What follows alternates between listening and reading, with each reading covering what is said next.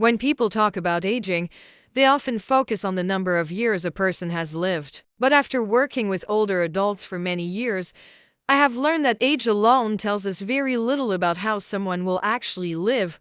I have met people in their late 70s who still cook their own meals, manage their homes, meet friends, learn new skills, and make plans for the future. I have also met people much younger who have already begun to lose their strength, confidence, and independence. Of course, genetics and medical conditions matter. Some changes are beyond our control, and no daily routine can guarantee perfect health. But there are also many abilities that respond to the way we live each day. Your muscles respond to movement. Your brain responds to challenge. Your sleep responds to routine. Your emotional health responds to connection. Even in your 70s and 80s, the body continues to adapt to the signals it receives. That is why I want to share 6 habits that are commonly seen in older adults who remain active, mentally engaged, and independent. You may already be doing several of them. If you are, that is something worth appreciating. These habits may seem ordinary, but maintaining them at an advanced age is not always easy. Each one represents an important part of physical or mental resilience.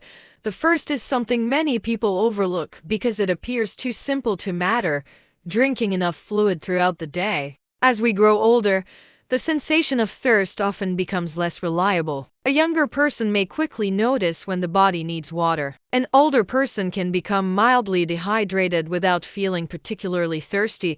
Some people also reduce how much they drink because they worry about frequent urination or waking during the night. Others become busy, lose their normal routine, or simply forget. The problem is that even mild dehydration can affect the way you feel and function. It may contribute to tiredness, constipation, headaches, dizziness, difficulty concentrating, or feeling unsteady when you stand up. For an older adult, that brief moment of dizziness can be more serious than it sounds. It may increase the chance of losing balance or falling. This does not mean you should force yourself to drink large amounts of water all at once. A better approach is to drink modest amounts regularly throughout the day. You might have a glass of water after waking, another drink with breakfast, and something to drink with each meal. Water is not the only source of fluid. Milk, soup, herbal tea, fruits, and vegetables also contribute. The important point is not to depend entirely on thirst. However, hydration advice must always be adapted to the individual. People with kidney disease, heart failure, liver disease, swelling, or certain blood pressure conditions may have specific fluid instructions from their doctors. If you have been told to restrict fluids, follow that medical guidance. Healthy aging is never about blindly following general advice. It is about understanding what your body needs and working safely within your own medical situation. The second habit is maintaining muscle strength. Walking is one of the best activities an older person can do. It supports circulation, heart health, endurance, balance, and emotional well-being. But walking may not be enough to preserve all the muscle needed for daily independence. Muscle naturally becomes more difficult to maintain as we age. If it is not challenged regularly, it gradually becomes smaller and weaker. This loss often happens quietly. A person may not notice it until ordinary tasks begin to feel more demanding. Getting out of a low chair becomes difficult. Carrying groceries feels heavier. Climbing stairs requires more effort. Recovering after a stumble becomes harder. Eventually, someone may begin avoiding activities because they no longer trust their own strength. That is why some form of resistance exercise is so valuable. Resistance exercise does not necessarily mean going to a gym or lifting heavy weights. It can be as simple as standing up from a sturdy chair several times, pushing gently against a wall, lifting light objects with control, using a resistance band, or practicing heel raises while holding a stable counter. The purpose is to remind the muscles that they are still needed. The body is remarkably efficient. When a physical ability is used regularly, the body has a reason to maintain it. When that ability is rarely used, the body gradually reduces the resources devoted to it. The most effective exercise is not the most extreme exercise. It is the one you can perform safely and consistently. 2 or 3 short strength sessions each week can make a meaningful difference over time. The movements should feel challenging, but they should not cause sharp pain. chest discomfort, or severe breathlessness if you have osteoporosis, severe arthritis, balance problems, a recent operation, or a history of heart or lung disease. It is wise to speak with a doctor or a physical therapist before beginning a new routine. The goal is not to prove how strong you are. The goal is to protect the strength that allows you to continue living on your own terms. The third habit is keeping a regular sleep schedule. Many people assume that poor sleep is simply an unavoidable part of aging. It is true that sleep changes as we get older. We may wake more easily, sleep less deeply, or become tired earlier in the evening, but persistent exhaustion, severe insomnia, or repeated waking should not automatically be dismissed as normal. Sleep is the time when the body performs much of its repair work. It supports memory, immune function, emotional balance, muscle recovery, and the regulation of many important hormones. When sleep becomes irregular for a long period, the effects often appear during the day. You may feel mentally slower, physically weaker, less patient, or less motivated to move and interact with other people. One of the most useful ways to support sleep is to give the body a predictable rhythm. Try to wake at approximately the same time each morning. Get some natural light early in the day when possible. Move your body during daylight hours, even if the activity is gentle. Avoid spending long periods in bed when you are not sleeping. In the evening, begin slowing down before you expect to fall asleep. Reduce bright light, limit upsetting news or highly stimulating entertainment, and create a simple routine that tells your nervous system the day is ending. You might read, listen to quiet music, take a warm shower, or practice slow breathing. These actions may appear small, but repetition matters. The body learns from patterns. It is also important to pay attention to warning signs. Loud snoring, pauses in breathing, morning headaches, severe daytime sleepiness, restless legs, or frequent nighttime urination may be connected to treatable medical conditions. Good sleep is not just about staying in bed for a certain number of hours. It is about allowing the brain and body to recover well enough for you to function during the day. The fourth habit is eating enough protein throughout the day. Many older adults eat less than they did when they were younger. Appetite may decline. Food may seem less appealing. Dental problems, swallowing difficulties, digestive symptoms, medication side effects, or living alone can all change eating habits. As a result, breakfast may consist of only toast or coffee. Lunch may be very small. Most of the day's protein may not appear until dinner. The body needs protein to maintain muscle, skin, immune function, enzymes, and many other tissues. With age, the body becomes less efficient at using dietary protein to support muscle. This means older adults often benefit from including a source of protein in more than one meal. Breakfast could include eggs, yogurt, milk, cheese, tofu, or oatmeal prepared with a protein-rich ingredient. Lunch might include fish, chicken, beans, lentils, tuna, or soup containing meat or legumes. Dinner can include another suitable source based on your preferences and health needs. You do not need to turn every meal into a complicated nutritional calculation. Simply ask yourself whether there is a meaningful source of protein on the plate. For someone with a poor appetite, smaller portions may be easier to manage. Soft foods such as yogurt, eggs, fish, tofu, and blended soups can be helpful when chewing is difficult.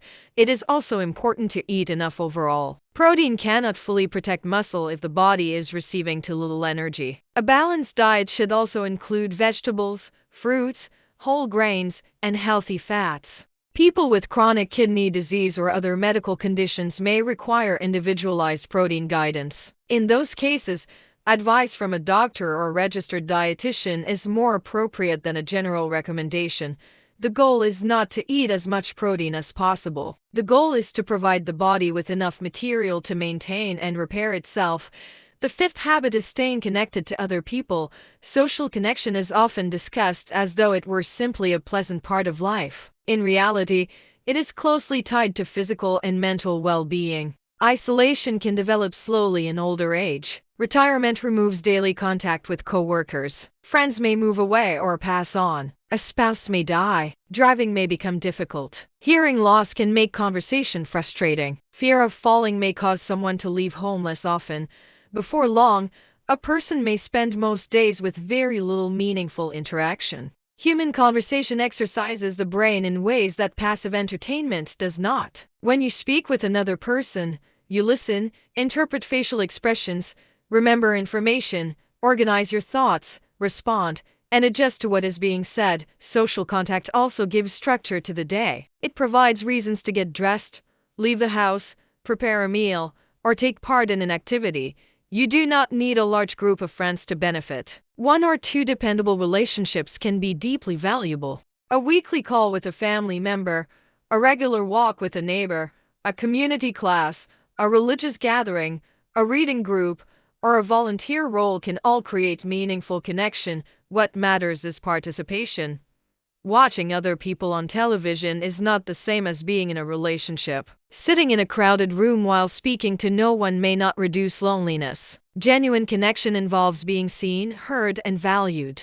If you have become isolated, do not wait for social contact to appear on its own. Consider creating a regular appointment with someone, even if it begins with one phone call each week. When possible, combine social activity with movement or learning. Walking with a friend supports physical health. Attending a class challenges the brain. Volunteering creates both connection and a sense of usefulness. If depression, grief, hearing loss, transportation problems, or fear of falling are keeping you isolated, those barriers deserve attention. Sometimes telling a person to socialize more is not enough. The underlying obstacle must be addressed first.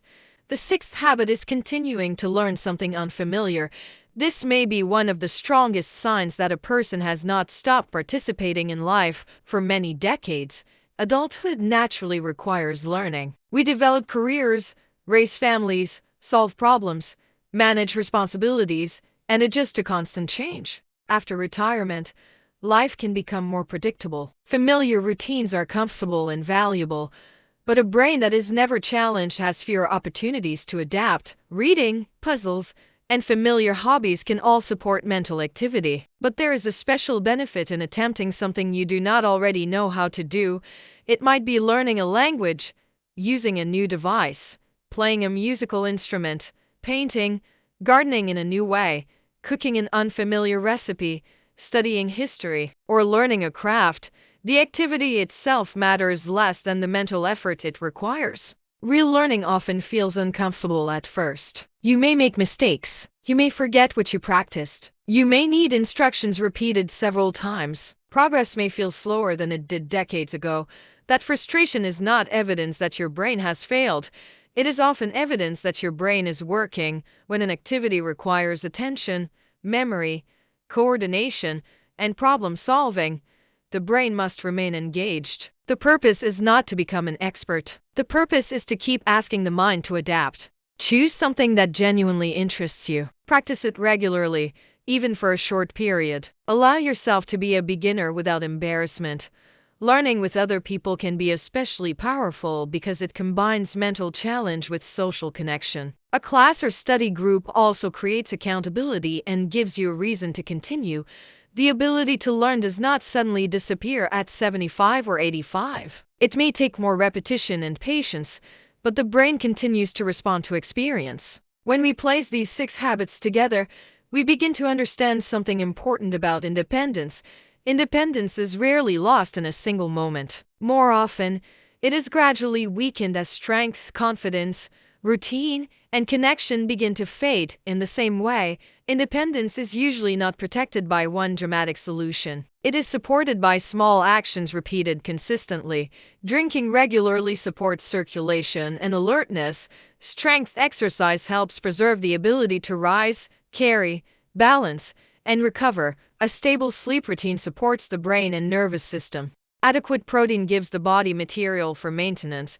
Social connection keeps you emotionally involved and mentally active. Learning something new reminds the brain that adaptation is still necessary.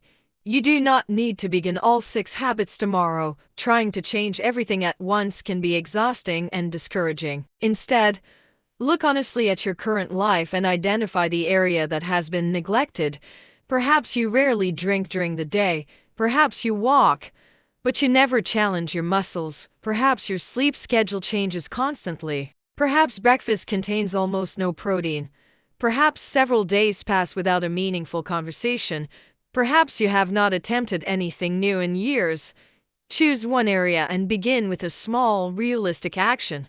Have a glass of water with breakfast. Practice standing from a chair a few times while holding a stable surface. Add an egg or yogurt to your morning meal. Call someone you trust. Spend 15 minutes learning something unfamiliar. None of these actions will transform your health overnight. But health is rarely built overnight. It is built through patterns. The purpose of healthy aging is not to pretend that the body is still young. It is not to deny illness, pain, or the natural changes that come with time. The purpose is to protect what remains possible. It is being able to stand from your own chair. It is preparing a meal for yourself. It is walking across a room without fear.